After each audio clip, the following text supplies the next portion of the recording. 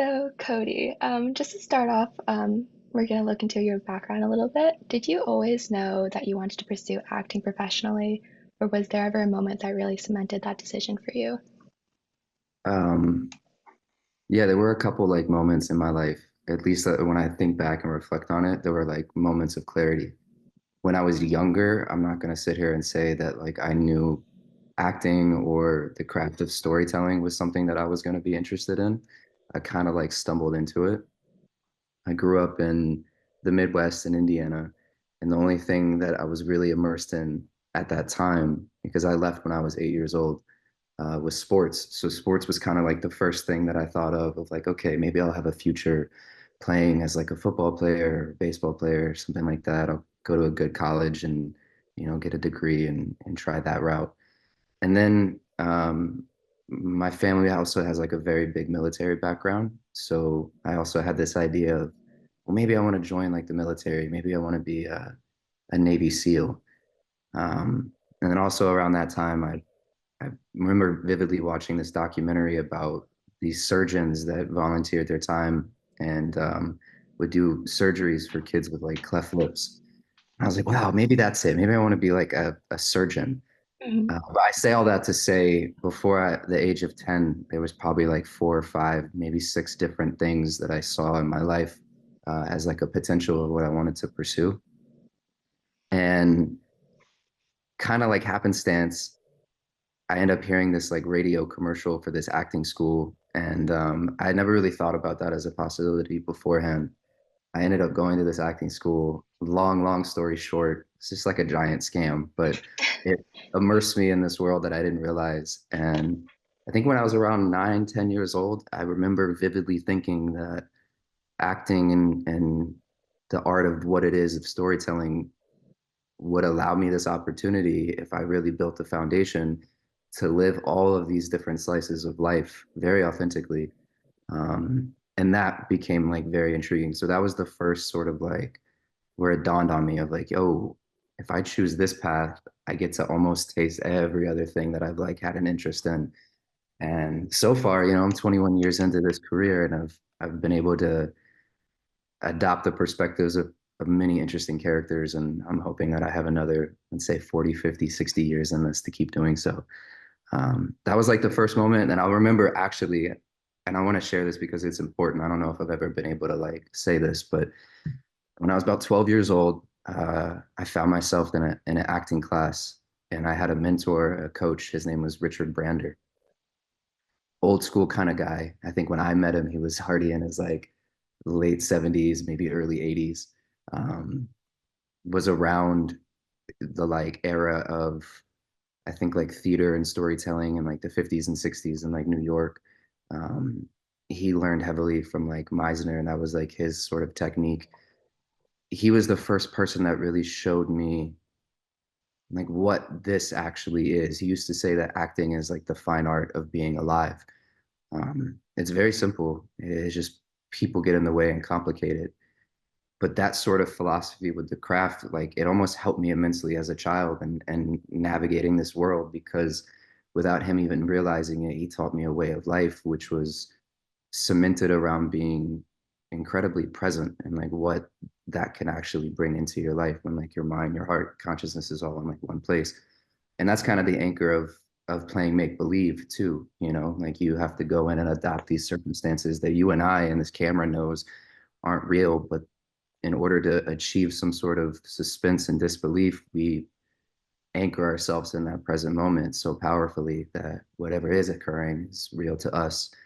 Um, when he taught me that, and like I said, I remember it was like when I was about 12 years old.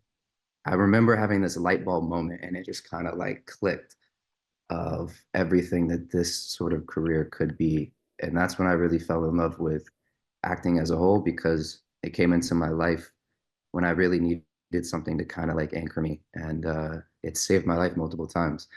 Um, and ever since then, I kind of just decided, I'm like, all right, I want to do this or attempt to do this, be in the pursuit of this for the rest of my life. So those were like the two, I would say, like very pivotal moments. I know that was like long-winded, but No, it's perfect. It's great that you knew that at such an early age and you had like Richard be that influence for you. Was there anything else that really inspired you to get into acting? Any projects or actors that motivate you to pursue the craft in the first place? I would say all of that came after these like massive waves of inspiration for me. Hmm. Because once I came out to California for the first time and I actually got an agent, I actually got a manager. Um, and then I started taking these classes and I started learning like what acting is and could be. Um, that's when I became like truly immersed. That's when I actually started like studying films. That's when I started like looking up to these actors, these different storytellers. For me, like one of the first actors that I had a strong attachment to was DiCaprio. And I remember like seeing him on screen and the likes of like other actors such as himself at a young age. And so I kind of got into it, I would say later. And Richard actually was like a big influence in that for me. He actually put me onto a lot of the foundational stuff, a lot of actors early on in the industry, just to kind of study the evolution of like what it was and where it is now. And he had me looking at guys like Brando. He had me looking at guys like Laurence Olivier, like real actors like at that time that were delivering powerhouse performances on a screen, like in a way that no one had seen before. Um, and it was mesmerizing. And I think I learned then, and it's something that I've carried for the entirety of my career, is like just how powerful this like can be, this like medium. Um, it gives the opportunity for these actors, these storytellers to communicate in like an emotional language, which is like very, very powerful and impactful to like the world in which we live in. So I'm just like I'm super grateful for all of that and being exposed and immersed to just I think the real raw sort of storytelling, at least the type of storytelling that I like to do. Speaking of storytelling, one of your most recent roles is as Asher Adams on All American. Um, Starting out, how did you approach the process of bringing that character to life? Were there any techniques that you used to kind of get into preparation for that role? Yeah, I mean, there were a few, and there weren't anything crazier than just like doing the necessary preparation.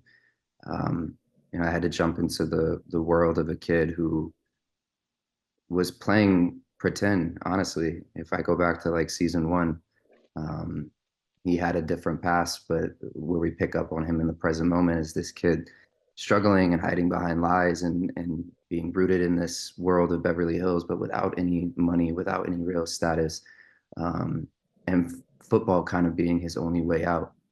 And for me, it was very important in the beginning of All American and specifically with like Asher to understand what that meant, to really put myself in the mind of like an athlete. I have a lot of friends that are professional athletes now. And I remember at the time, I was the first people that I went to and started seeking advice from because it's very different. And for me to tell Asher's story properly, I had to understand what it actually felt like to not really see the world outside of a football helmet because that's really where he was. Nothing else really mattered, and whatever he did at that time, it was all justified towards like his end goal of making it to the league. Obviously, as the seasons progress, we see this character's direction sort of change, and that was fun. But the anchor of it, of just kind of getting into that world of football meaning everything, of it being life or death, especially for some of these like young athletes that are taking that journey high school, with hopes of getting into a great school afterwards in college and potentially going to the league. Like it's a lot of pressure. And some people can't understand or grasp like why they look or think or act the way that they do. But to a lot of these kids, this is everything to them. And put their like heart and soul on the line every single day. And especially with like Asher, his journey was specific because for a majority of his life, he believed it was going to head in one direction. And then we fast forward to what was the end of season three. And now his life has completely turned 360 upside down. So that was fun. That was fun to like establish where he was and what the stakes were. Um, and to like further answer your question, a lot of the prep was just like football orientated. Hmm. Kind of just associating that like the physicality of it too. Like I had never really been out on a field. I had played football when I was younger, but I've been doing this acting thing forever, and I was homeschooled, so I never really played in like high school. Uh, so just a lot of the being out on a field and thinking like an athlete, moving like an athlete, training like an athlete, eating, sleeping like an athlete. Like it really kind of took over everything in my life. Uh, I bought a jugs machine. A lot of people don't know this, but it's they're not cheap. They're kind of expensive, and it was so unnecessary. But for me, I felt it was important. So I bought a jugs machine that would shoot footballs at you up to like 100 miles an hour. I got in the habit of just every day going out there and putting gloves on and going through all of my routines and my catches. And it was just something that kind of connected me to the character at the time. But yeah, a lot of physical stuff. I was very sore. I was in great shape though, to be honest. After playing Asher for all these years, what has been the most exciting part of being able to grow and be your character? Um,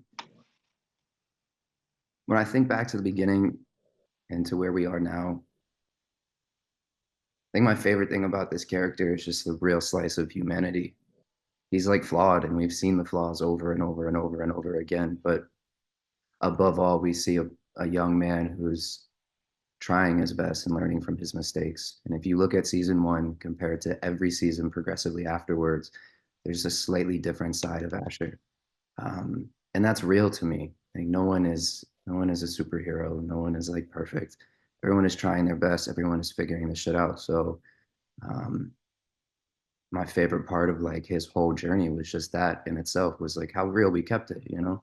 And a Mhm. lot of times like it a lot of the times I was the one doing the bad stuff, but again when I zoom out, it was so integral just to like the growth of the character. And you know, time and time again, it's like you're almost face palming and being like, "Yo, come on, man! Like, haven't you learned your lesson?" But um, yeah, I think that that definitely is my favorite part of like Asher. It's just like from where he started to where he's at now. He's been a human and everything that that means. So it's been fun to portray that. And with all these different sides of your character, I know recent storylines involve him having a heart condition, him becoming a father. How did it feel to make that pivot and explore like all these mature topics? It was new, it was refreshing, and it was exciting. I think like what a lot of actors complain about is creatively being in a place where you're telling the same story or recreating the same moment time and time and time again. And something that I've enjoyed is that almost every season it feels like I'm playing a different character. And you know, to your point, the heart condition, like that's literally like we're taking a character that I explained to you, like how I prepped it to like season three. That's completely different. So just to kind of like go through those changes and live those changes with that character, and then once again, you know, him losing like his father figure in so many ways, his like coach, that was like a pivotal change moment, and then his relationship, a relationship that was very fulfilling and very healing mutually, where a lot of energy and attention and love was being reciprocated. And then we have another phase of like now he's a dad, a young dad, you know, and that comes with a lot of like stress and anxiety and baggage, but we see him and his partner kind of maneuver through it. So again, it just feels like I've been granted the opportunity to play so many different characters in one and to have a show and a character arc that kind of stretches over 6.5 years. And that's all you could really ask for. Mhm. And the show itself, All American, covers a lot of serious topics in today's society. Why do you think it's important that as actors we should highlight these issues in the media? I think relevancy, you know, people want to see a reflection of the real world in which they live in. And I think it's also easier if you go back to just like the origins of storytelling, performative art, of theater, right? Go back to like ancient Greece, where uh, it was a chorus of people reciting, you know, songs and poetry and hymns. And then when there was a an opportunity for them to almost like break the third wall and then take it from directing it towards you and now directing it towards another character on stage with them. It allows the audience to kind of view, perceive, feel, and be along with the journey and it not being so right in your face. And I think just that underlying importance of you're able to discuss, you're able to maneuver through these emotional obstacles that are happening in everyday life, but in a position where you can almost digest it in a way that you're not guarded, a way that you're not defensive, in a way that like brings again, like I said, relevancy to the things that you see reflected in day to day. So I think it's refreshing and it's important to see a slice of that be reflected in the storytelling that we consume. Mhm. Has Asher's personality and perspective kind of influenced you over time? Do you think you have more differences in the way you think than your character, or more similarities? You know, it's funny. It's like I don't want to be too dramatic about it, but like early season Ashers, of course, I could find like similarities. I think the way he was moving and how focused he was, and I think I mentioned this earlier, but like when you grow up in a way where you kind of only see the world through like a football helmet, a lot of things that you're gonna do justify the behavior, whether it's right or wrong. So in a lot of like ways, I could relate to that. I could relate to like a kid who's lost and trying his best and I think struggling to find a sense of identity in like the earlier years of Asher. And I can also see similarities within myself towards as he progressed, as the maturity came, as the patience came, as the emotional growth started to occur. I think like where I'm at in my life now, there's a gracefulness and there's a patience that I see in Asher that I can really relate to. Um, but yeah, it's been with every character you're able to kind of like pick and pull and see parts of you reflected, and obviously that's like a joy of being able to put those character shoes on. But yeah, there's definitely parts of me in Asher. There's definitely parts of him and me, and it's a character and a story. I mean, shit, it's 6 years. This is definitely not going to be something that I let go of or forget. This character, a lot of ways, is going to be cemented in just my life in general. So, You've had several different roles on various shows before, Teen Wolf, Pretty Little Liars. Out of all these past roles you've had, has there been any character that you've really identified with the most that has made a substantial impact on you as a person? um, yes and no, for multiple reasons. I don't know about personal identification. I think for me, especially when it comes to like acting, I really relish in the opportunity to let go of everything that I am and who I am as a person, the way I think, the way I feel, because, and look, a lot of actors have different opinions about this, but where I stand is that if I'm inhabiting a character and telling a story that's occurred in their life, how Cody thinks and feels isn't always necessary to inject. And sometimes I perceive it as like a little selfish to want to like put you in there.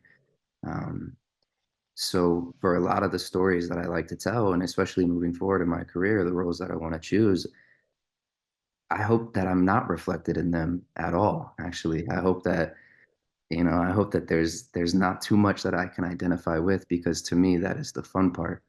But to go back to your question, Pretty Little Liars was significant for me in a different way. It was affirmation that I was moving in the right direction. Because before that, little roles, some co-star stuff, some non-union stuff. I had done some movies, but like very small roles.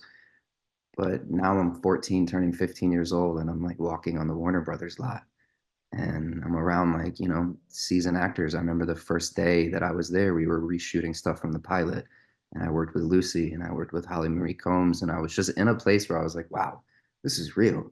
This is like real, real. And like, keep in mind, I'm born in the East Coast, grew up in the Midwest. Like, I didn't really know anything about this industry. I didn't have anyone out here connected to it. Like, this was all learning from like jump. So for Pretty Little Liars to be the project that like kind of put me on a very iconic, historic like studio lot, it meant everything to me. And then Teen Wolf was very significant in a different way. Teen Wolf was the first time that I felt I was able to give a performance that was able to connect with people in a universal type of way. You know, I look back and I have the fondest memories of bringing the Theo character to life. And selfishly, it was so much fun. And now that I've been removed from the project, and this is something that really dawned on me. This is a little side note. It's gonna be a long answer, but I think it's That's important. I okay. don't think I've ever like really told this story. Um, I think it was like maybe 2 years, 3 years after we finished Teen Wolf, or around that. I think it was like 2015, 26, somewhere around that time. I'm not Mhm. 100% sure. But I was done filming And I found myself at a convention in Paris to, meet and greet with fans and connect and, opportunities to like take photos, autographs, all that kind of stuff. And I had this girl come up to me at a signing, and I want to say she was like 16 years old. And she came up and she started crying, kind of broke down. It was a different energy. It was not the like excited, giddy, cute little like fangirl moment that happens at the conventions. It felt very real and very raw. And she was with her friend and she kind of collected herself. And she then like spoke to me in broken English, and she told me like how much of an impact that this character and who he was had on her life. And she shared with me that she had been in a place where she wasn't quite confident that she would make it to the end of each day.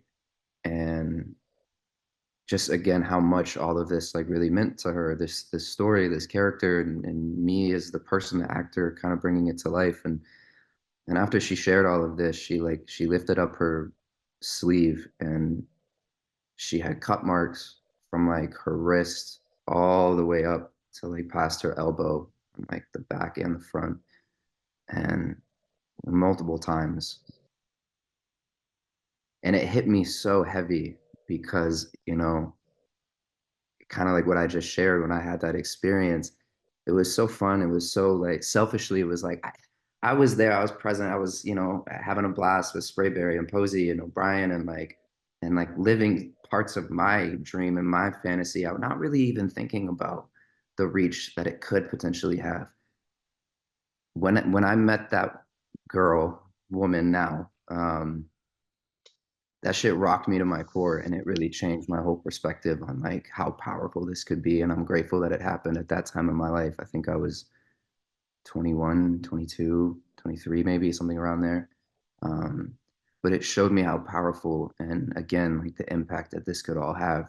And this is someone that like, you know I've never seen again, I probably will never see again.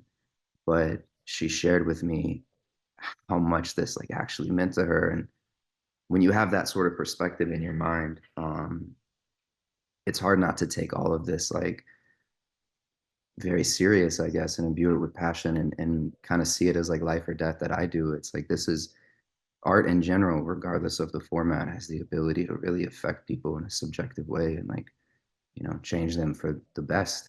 Um, so to have had that experience, it just kind of like wraps up like what Teen Wolf meant to me, of like, oh shit, like this could be very big. This could be very powerful.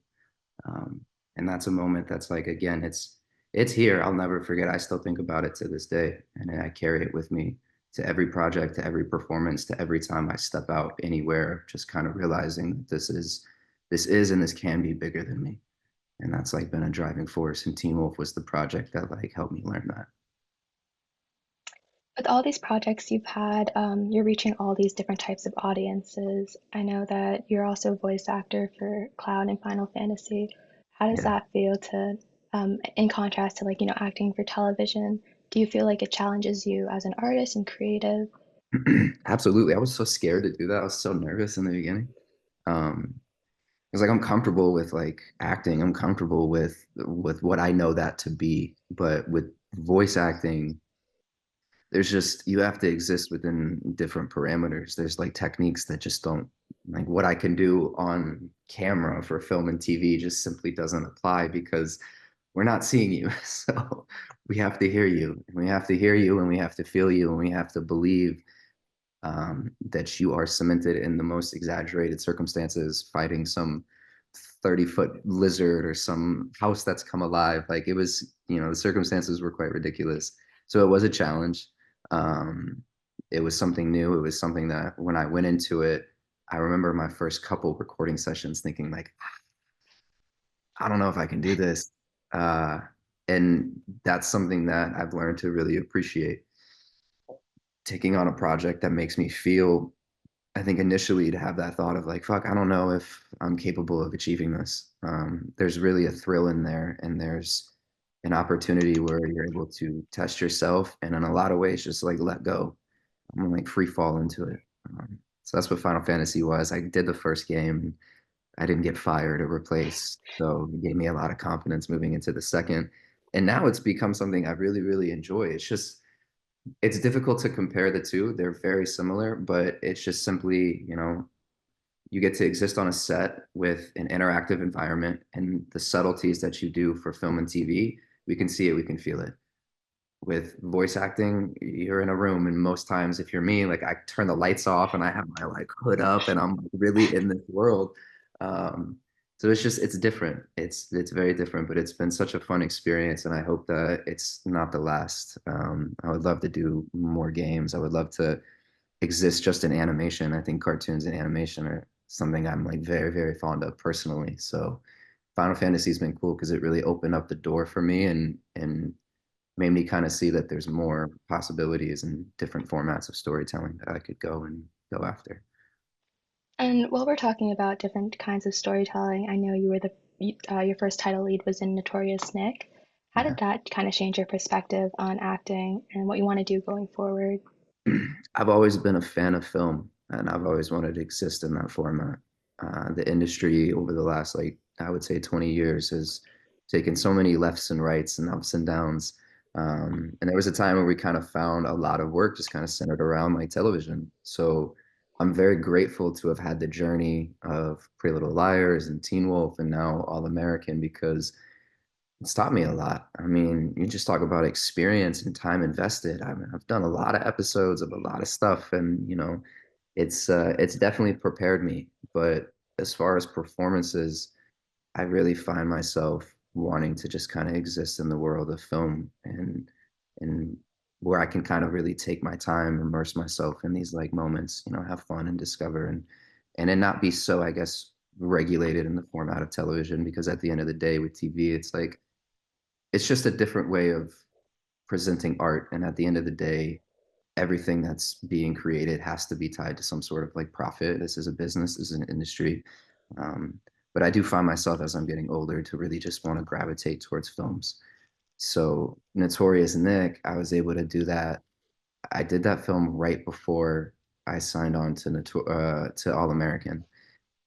So I finished that up in like 2017, I believe, and then January of 2018, I was on All American. But it was amazing. It was everything that I could have asked for. It was such an amazing character. The storyline was super dope. I got to dive into it, and I really got to be the one to just kind of exist and connect all of these other different parts on the film. Um, it was raw, it was gritty, it was intense. We did a lot of shit that would never fly in like a studio setting, some guerrilla filmmaking. But with that, it felt so honest, it felt so real, and I've there haven't been a lot of projects that have left me feeling that fulfilled. Um, so I say that to say, like, I know with confidence that that environment is something that I'm looking to exist in for sure. Do you have any dream roles in mind or projects you really like to consider in the future? So many. We don't have enough time. I'm like every single day, you don't understand. Like I'll just kind of be living life and I'll read something or see something or hear something and I'll be inspired in a way of like, wow, that would be so crazy to tell that sort of story. And my mind just kind of unravels in all of these places. Um, I know projects are created every single day. I know scripts are written. I know stories are being produced. I think that like for me and my little creative soul, I definitely see a future in which I'm producing and developing and bringing stories to life because my whole life I've been in this industry and there's like pros and cons to that. But one pro is that like I look at life through a very cinematic lens and I see like the beauty and like the intensity and the drama and like the mundane and like I see a story and something that someone would just kind of glaze over and pass by. Um, so I think now I'm constantly looking for ways to just connect with the world emotionally. And you can do that through like riveted storytelling. So yeah, there's a lot of roles I want to play. I want to play a homeless man. I want to play someone that had a very powerful dream that relied on this and something crazy happens and they have to go blind and adjust to like that way of life. I want to exist in different like scenarios of like war. I think that's like a very powerful, very like human story to tell, and it's very real. I can see myself doing some sort of superhero or honestly like super villain. Um, there's too much. There's too much, and that's what I think I'm most grateful for. You said it like at the very start of this interview. I'm most grateful for finding something that I love so deeply at such a young age because I feel like it's given me a lot of time to like be in this world, to learn it, to appreciate it, to love it, to grow with it. And also like I'm 29 and I take pretty good care of myself. So I'm hoping I got a lot of time ahead of me. And I'm in a place where, unlike an athlete or unlike some other conventional jobs, like as long as I'm feeling up for it, as long as my heart and soul are there, like I get to keep doing this, God willing.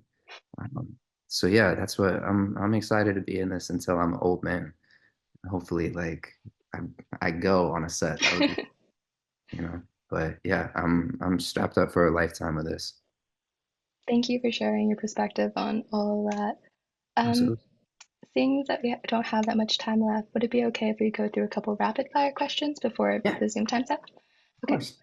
If you weren't an actor, what do you think you'd be doing career-wise? Ooh, this is tough. Honestly, probably something in the physical fitness world or like kinesiology or like working with athletes or I think like the human body really like fascinates me and it's something that I've like grown to be passionate about as well just because like training's always been a part of my career.